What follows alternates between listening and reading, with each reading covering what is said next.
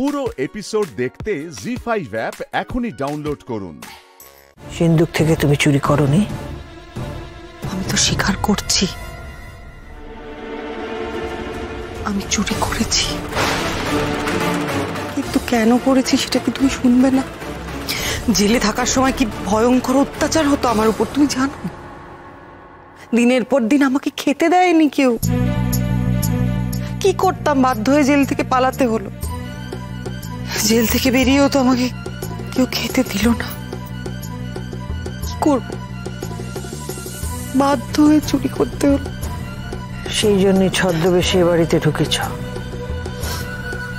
আমি যদি শৈলজা হয়ে এ বাড়িতে ঢুকতাম তাহলে কি হতো তুমি খুব ভালো করে জানো। এ বাড়ির সবাই আমাকে আবার পুলিশে দিয়ে দিত। মাথা গোজার ঠাঁই শুধু সেটুকু খুঁজতে এখানে এসেছিলাম। অবশ্য আর একটা উদ্দেশ্য আমার আছে। আর একটা উদ্দেশ্য মানে? তুমি আবার কি ঝামেলা পাকাতে চাইছো? আমি এই বাড়ির সবার সঙ্গে অনেক অন্যায় করেছি, খুব খারাপ ব্যবহার করেছি। তাই তো আমি কাজের লোক সেজে আবার এই বাড়িতে ফিরে এসেছি, যাতে আমি তাদের কিছু অন্তত ভালো করতে পারি, যাতে আমার পাপস্খলন হয়। আমাকে বিশ্বাস করো, আমাকে বিশ্বাস করো। না, তোমাকে বিশ্বাস করা যায় না।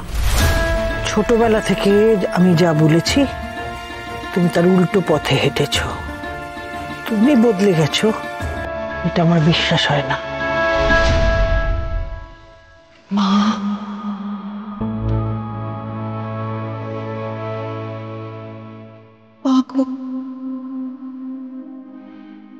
তুমি তো আমার মা, আমি তোমার সন্তান। জীবনের শেষবারের মতো তোমার সন্তানকে বিশ্বাস করতে পারবে না মা। আমি জানি আমি তোমার সঙ্গে অনেক খারাপ ব্যবহার করেছি মা, আমাকে ক্ষমা করে দাও। আমি তোমাকে অনেক কষ্ট দিয়েছি মা, কিন্তু আমি এটাও জানি গোটা পৃথিবী যদি আমার থেকে মুখ ফিরিয়ে নেয়, তুমি শক্ত করে আমার হাত ধরে থাকবে মা। তুমি তোমার আঁচলের ছায়ায় আমাকে জড়িয়ে রাখবে মা। আমি তো তোমার সন্তান মা, বলো তুমি কি এখনো আমাকে অবিশ্বাস করবে মা? বলো না মা,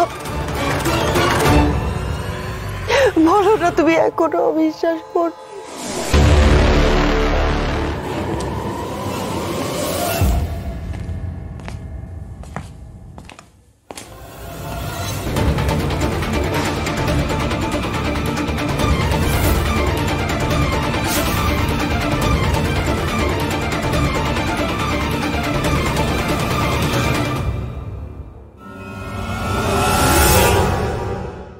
জি5 ডাউনলোড করুন আর সব এপিসোড দেখুন একদম ফ্রি।